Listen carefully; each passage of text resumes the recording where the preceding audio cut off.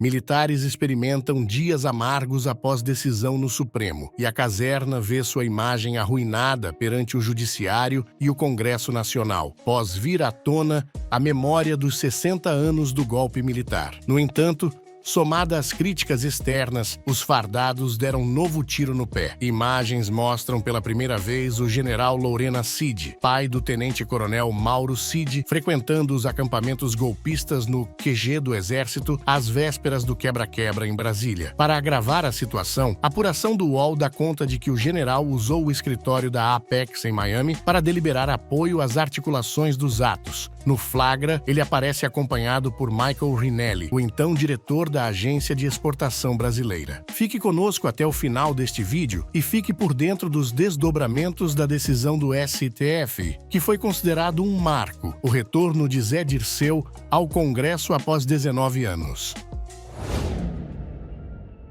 Pai do tenente-coronel Mauro Cid, o general Lorena Cid, se utilizou de escritório localizado em Miami da Apex, agência comercial de exportação do país, para auxiliar golpistas na articulação dos atos do dia 8 de janeiro.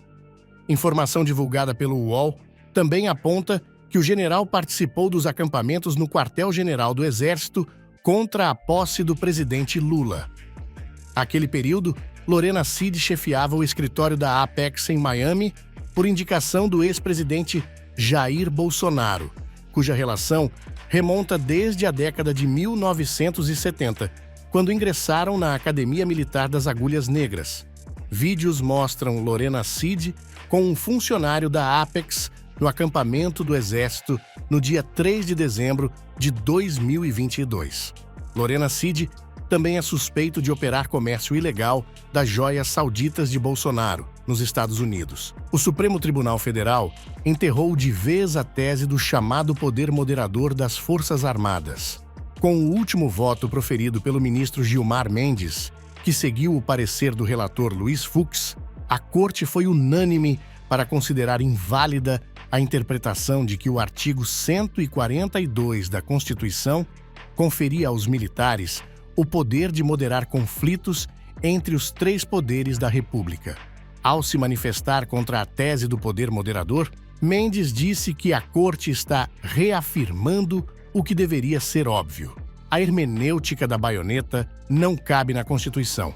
A sociedade brasileira nada tem a ganhar com a politização dos quartéis, e tampouco a Constituição de 1988 o admite, afirmou. No entanto, embora questões consideradas sensíveis na reputação dos militares venham sendo reviradas nos últimos dias, uma voz rompeu o silêncio. O comandante do Exército, general Tomás Paiva, corroborou a decisão do STF que rejeitou o poder moderador das Forças Armadas. Em entrevista à CNN Brasil, ele afirmou que o Supremo está totalmente certo, além de destacar que não há novidade nessa posição. Segundo Paiva, foi a confirmação do óbvio e cabe, em última instância, ao STF interpretar a Constituição. Nesta segunda-feira, o STF enterrou de vez a tese do chamado poder moderador das Forças Armadas. Porém, não só militares sofreram perdas na justiça nos últimos dias, mas também o núcleo duro bolsonarista no Congresso. O ministro do STF, Edson Fachin, negou o recurso da deputada federal Carla Zambelli e manteve uma multa de R$30 mil aplicada pelo Tribunal Superior Eleitoral por disseminação de notícias falsas sobre urnas eletrônicas. O magistrado proferiu a decisão nesta segunda-feira. Fachin sequer analisou o teor da sentença contra Zambelli, mas negou o pedido sob a alegação de estar em desacordo com jurisprudência do STF que impede a análise de determinações do TSE por meio de recurso extraordinário. Ele destacou a importância de preservar a normalidade das eleições para manter a democracia, rejeitando o argumento de liberdade de expressão da defesa de Zambelli. Na decisão, ele afirma que a liberdade de expressão não pode ser confundida com a expressão pelo fim da liberdade. Para fechar o giro de notícias, tanto a situação de Sérgio Moro como a do deputado Chiquinho Brazão se complicam nas esferas da justiça. A Corregedoria do Conselho Nacional de Justiça deve abrir processo penal contra o senador Sérgio Moro por suspeita de crimes na gestão dos recursos da 13ª Vara Federal de Curitiba durante atuação à frente da Operação Lava Jato. A informação foi divulgada pela jornalista Bela Megali, do Globo. O corregedor nacional Luiz Felipe Salomão demonstra a intenção de instaurar a ação com base na inspeção do Conselho nas varas federais ligadas a Moro, quando ainda era juiz federal. Agora, cabe ao ministro Luiz Roberto Barroso, presidente do órgão, pautar a ação. Em relatório parcial divulgado no ano passado, o CNJ apontou que houve uma gestão caótica no controle dos recursos provenientes dos acordos de delação premiada, dentre outras infrações. Ultrapassando por dias amargos, os militares e a oposição teve de lidar ainda com discurso no Congresso o ex-ministro José Dirceu, desafeto histórico do autoritarismo no Brasil desde os tempos da ditadura. Em participação na sessão especial de celebração à democracia brasileira no Senado, Dirceu fez discurso contundente sobre a ditadura, derrubando falácias antigas sobre o golpe de 64 e exaltando a decisão no STF que invalidou o poder moderador. Vamos lembrar que João Goulart foi impedido de continuar no Ministério do Trabalho por causa do salário mínimo. E vamos lembrar que o nosso povo trabalhador, a nossa classe trabalhadora, votou no PTB em sua maioria de 46 a 64. E não é verdade que o golpe de 64 teve apoio popular. Tanto não é verdade que a ditadura perdeu as eleições para governador em Minas Gerais, no meu estado, com muita honra, e no Rio de Janeiro, depois de impugnar vários candidatos, porque a ditadura inventou o domicílio eleitoral e inegibilidades que não existiam no Brasil.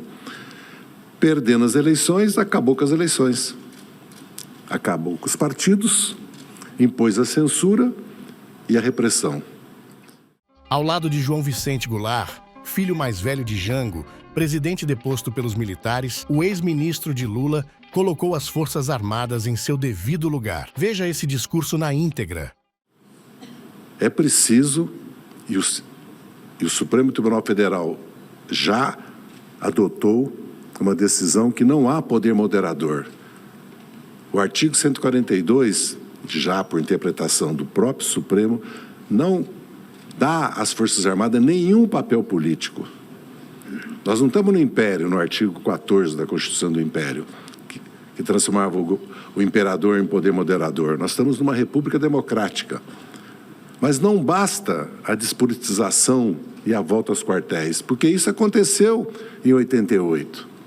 Mas por que, depois de 30 anos, os militares voltaram a organizar, a apoiar uma candidatura e depois constituir um governo praticamente cívico-militar, porque vamos lembrar que a maioria do Estado-Maior do Exército foi para o governo do Bolsonaro. É bem verdade que ele expulsou, de uma maneira humilhante, 3, 4 generais de 4 estrelas do seu governo.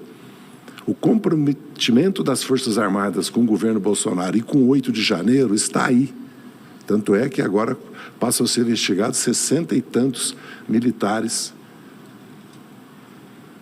de altas patentes das Forças Armadas.